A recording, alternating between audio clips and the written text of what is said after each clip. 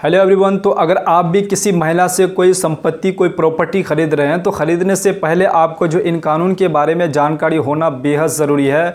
नहीं तो आपको यहाँ पर कोर्ट कचहरी का चक्कर लगाना आपको पड़ सकता है। तो इसलिए आपको जो है उनसे प्रॉपर्टी जो है यहाँ पर उससे संपत्ति खरीदने से पहले आपको जो इन कानून के बारे में जानकारी होना बेहद ज़रूरी है। और ख़ास करके महिलाओं को जो इनके बारे में जानकारी होना बेहद ज़रूरी है। महिलाओं को क्या करते हैं, उनको पता नहीं रहने के कारण, ये कानूनी जानकारी उनको पता नहीं रहने के कारण वो जो है समूचा यहाँ पर प्रॉपर्टी बेच देते हैं और बाद में जो है बहुत ही यहाँ पर दोनों को जो है बेचने वाले और खरीदने वाले को दोनों को यहाँ पर दिक्कतों का सामना करना पड़ता है। तो उससे पहले आपको जो इन कानून के बारे में जानकारी होना बेहद ज़रूरी है। तो आज के इस वीडियो में हम आपको इसी के बारे में पूरा डिटेल जानकारी देने वाले हैं। इस वीडियो को शुरू से अंत तक देख लीजिए, आपको बहुत कुछ सीखने को और जानने को मिलने वाला है। तो चलिए सबसे पहले हम लोग जान लेते हैं कि संपत्ति जो होता है वो प्रॉपर्टी जो होता है आपका दो तरह के होते हैं। एक आपका जो है यहाँ पर स्वअर्जित संपत्ति होता है और दूसरा जो आपका होता है वो आपका पैतृक संपत्ति होता है।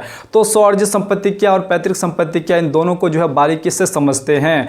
तो यहाँ पर बहुत सारे व्यक्तियों का यहाँ पर जो है यहाँ पर कहना है और बहुत सारे व्यक्ति को इनके बारे में जानकारी होना बेहद ज़रूरी है कि पति के संपत्ति पर जो है यहाँ पर पत्नी का जो है कब और कितना अधिकार होता है और कैसे उसका जो है यहाँ पर अधिकार हो जाता है। चाहे उसका यहाँ पर मृत्यु के बाद उसका अधिकार होता है या फिर मृत्यु से पहले उनका जो है कितना अधिकार होता है। इन सभी के बारे में आज के इस वीडियो में हम आपको बताने वाले हैं। तो सबसे पहले हम लोग जान लेते हैं कि प्रॉपर्टी दो तरह के होते हैं। पहला आपका स्वअर्जित संपत्ति होता है और दूसरा आपका जो पैतृक संपत्ति होता है। तो स्वअर्जित संपत्ति सबसे पहले ये जान लीजिए कि अगर आप एक महिला है या फिर आप एक पुरुष है, अगर आप अपने पैसे से, अपने कमाई हुई पैसे से अगर आपने कोई ज़मीन या फिर कोई प्लॉट या फिर कोई मकान या फिर कोई दुकान, चाहे कोई भी अगर संपत्ति आपने खरीदे हैं, इकट्ठा किए हैं, अगर अपने नाम से अगर किए तो वो आपका स्वअर्जित संपत्ति होता है। और दूसरा जो आपका होता है वो आपका पैतृक संपत्ति होता है, जो आपका दादा परदादाओं की जो संपत्ति चलते आ रहे हैं उसमें जो आपका हिस्सा बनता है वो से स्वअर्जित संपत्ति कहा जाता है। तो ये आपका दो चीज समझ गए कि स्वअर्जित संपत्ति और यहाँ पर जो पैतृक संपत्ति क्या होता है।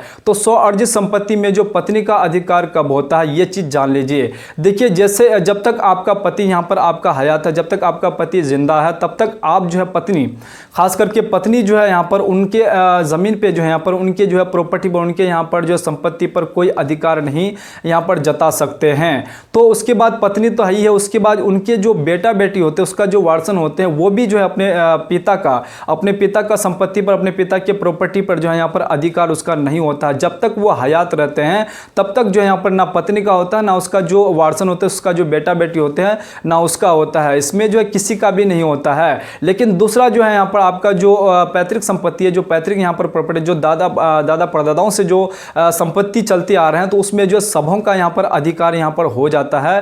पिता के डेथ होने के बाद जो यहाँ पर सबका यहाँ पर अधिकार हो जाता है। तो आप ये चीज जान लीजिए कि अगर आपके पति के पास कोई संपत्ति है, कोई प्रॉपर्टी है, जब तक वो हयात है, जब तक वो जिंदा है, उस पर आपका कोई अधिकार नहीं होता है। उसके बाद जैसे ही आपके पति का डेथ हो जाता है तो डेथ होने के बाद जो है यहाँ पर क्या होता है कि पत्नी को भी हिस्सा पहुंच जाते हैं। उसके बाद उसका जो नीचे का जो आपका जो वारसन होता है, जो बेटा बेटी होते हैं, उस पर भी यहाँ पर हिस्सा उसका भी हो जाता है। लेकिन इसमें कंडीशन क्या हो जाता है कि जो मान के चले आपका पति यहाँ पर डेथ हो जाते हैं तो पति का यहाँ पर डेथ होने के बाद जो है बेटा बेटी छोटे होने के कारण जो है पत्नी क्या करते हैं, वो समूचा जो है यहाँ पर प्रॉपर्टी को यहाँ पर बेच देते हैं।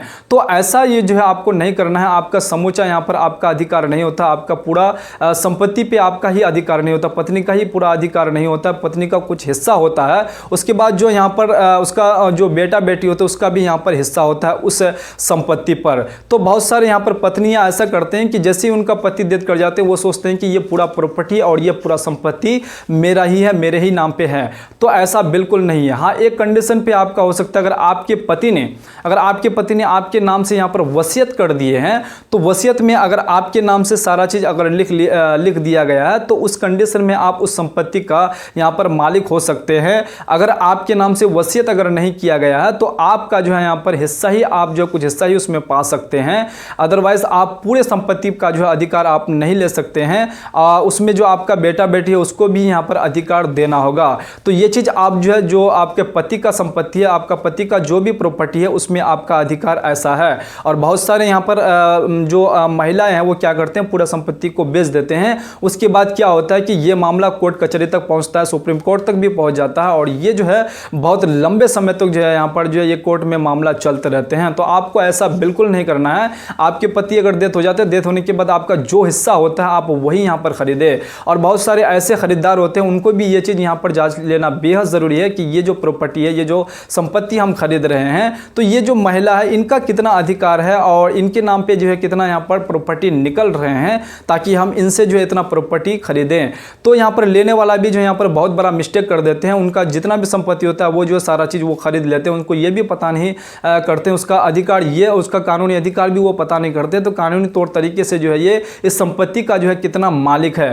तो आपको जो है, चाहे आप बेचने वाले हैं या फिर खरीदने वाले हैं, दोनों को जो है इन कानून के बारे में जानकारी होना बेहद ज़रूरी है। उसके बाद अगला जो आपका जो पैतृक प्रॉपर्टी है, जो पैतृक संपत्ति है, जैसे ही आपका यहाँ पर आपके पति का डेथ हो जाता है, तो डेथ होने के बाद उनको जितना हिस्सा मिलता है उसी हिस्से में जो है यहाँ पर सबों में यहाँ पर तकसीम होता है, पत्नी का भी हिस्सा मिलता है, उसके बाद उनका जो नीचे का वारस होता है, जो बेटा बेटी आपका होते हैं, उनको भी यहाँ पर उनको भी हिस्सा यहाँ पर पहुँच जाता है। तो आपको जो इन कानून के बारे में जानकारी होना बेहद ज़रूरी है, नहीं तो आप भी बहुत बड़ी यहाँ पर समस्या में आप किसी दूसरे व्यक्ति को भी यहाँ पर डाल सकते हैं और खुद भी यहाँ पर उस समस्या में आप आ सकते हैं। तो आपको ऐसा बिल्कुल नहीं करना है कि आपका जो राइट है उसी राइट पे आपको यहाँ पर चलना है। आपको ये कानूनी तौर तरीके से जो है अपना हिस्सा निकाल करके, अपना जो संपत्ति में जितना हिस्सा आपका बनता है वो हिस्सा निकाल करके आप किसी को भी यहाँ पर आप बेच सकते हैं, किसी को भी आप यहाँ पर दे सकते हैं। आप किसी का यहाँ पर हिस्सा आप नहीं मार सकते, आपका जो बेटा बेटी होगा उसका हिस्सा आप नहीं मार सकते। अगर आप ऐसा करेंगे तो फिर आप विवाद का यहाँ पर घर बना रहे हैं और आपको जो यहाँ पर बहुत दिक्कतों का सामना करना पड़ सकता है। तो अगर आपको जो इन कानून के बारे में अगर जानकारी था तो बहुत ही अच्छी बात है। अगर आपको इस कानून के बारे में जानकारी अभी चला है तो प्लीज़ वीडियो को लाइक और चैनल को सब्सक्राइब करके जरूर रखिएगा, क्योंकि इस चैनल पर हम जो है इस तरह की हेल्पफुल कंटेंट जो है अपलोड करते रहते हैं, आपके खास करके आप लोगों के जानकारी के लिए। तो इसलिए इस वीडियो को जो है यहाँ पर लाइक जरूर कर दीजिएगा, चैनल को भी सब्सक्राइब जरूर कर दीजिएगा। तो चलिए फिर से इसी प्रकार से दूसरे वीडियो में दूसरे कंटेंट के साथ मिलते हैं, तब तक के लिए आप अपना ख्याल रखिएगा। जय हिंद, जय भारत, वंदे मातरम।